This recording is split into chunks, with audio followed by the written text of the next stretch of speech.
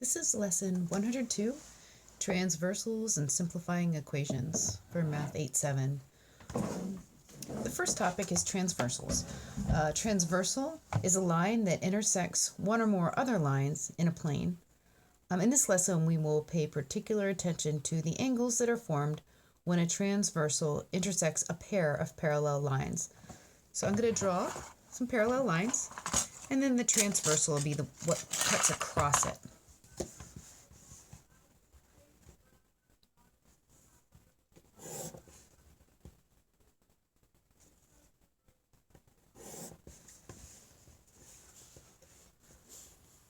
Here's the transversal.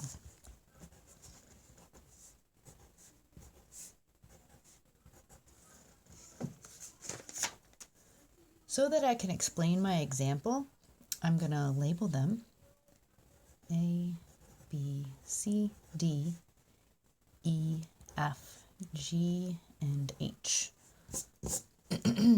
They're telling you that transversal T, which is this one, intersects parallel lines L and M so that the measure of angle A is 105 degrees. This part right here. Find the measures of angles B through H. So we need to know a few definitions. One is corresponding angles, and corresponding just means that they're in the same position based on the parallel line and the transversal as it's made. So the two that are corresponding here would be A and E, because they're on the top left of the parallel line. So corresponding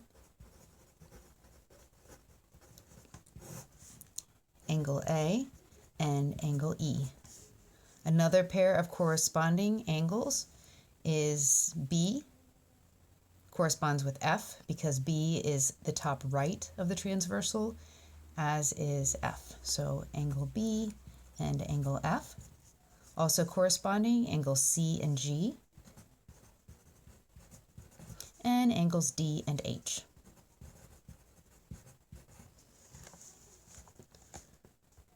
We also have alternate interior and alternate exterior angles. So alternate interior and alternate exterior.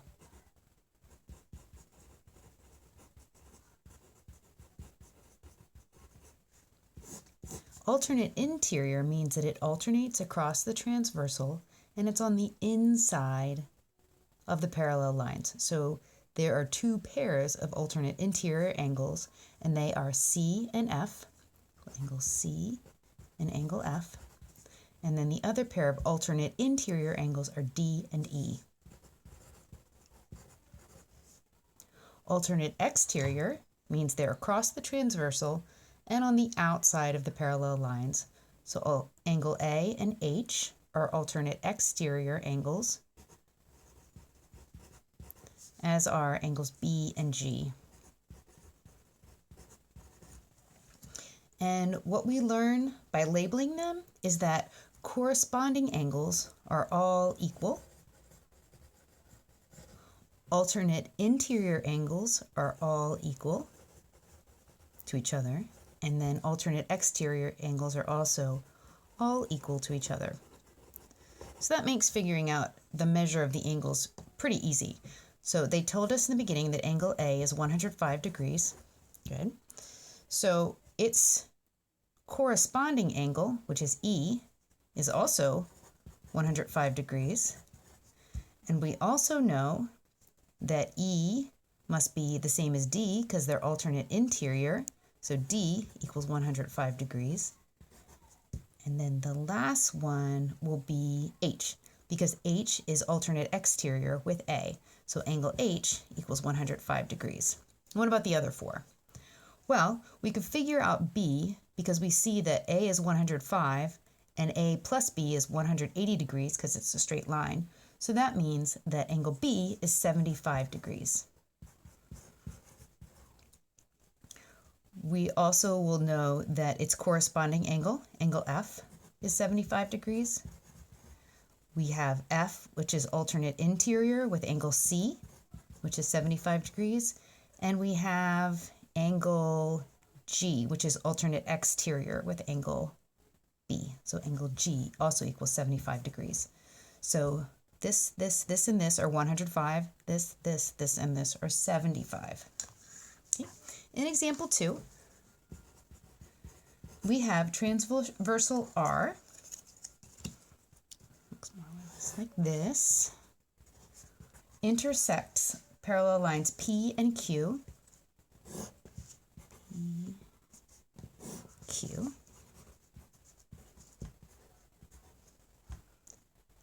Forming angles 1 through 8.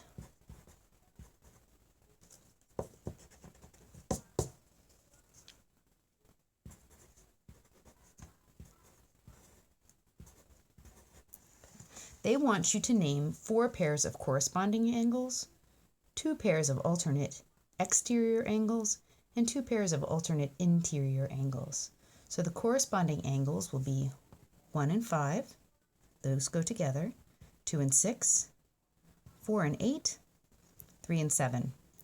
Alternate exterior angles, here's the outside of the parallel lines is out here, so alternate exterior is 2 and 8, 1 and 7. Alternate interior will be 3 and 5, 4 and 6. Then for simplifying equations, we have example 3 says simplify this equation. 3x plus 5 minus x equals 17 plus x minus x.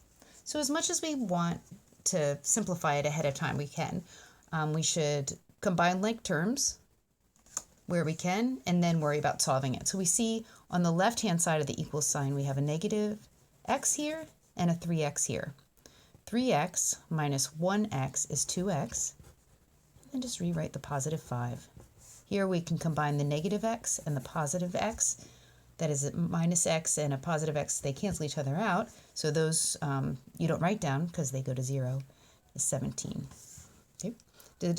To solve, we would first get the x by itself on one side of the equation and the numbers on the other. So we'll subtract 5 from both sides, and we'll find that 2x equals 12. Divide both sides by 2.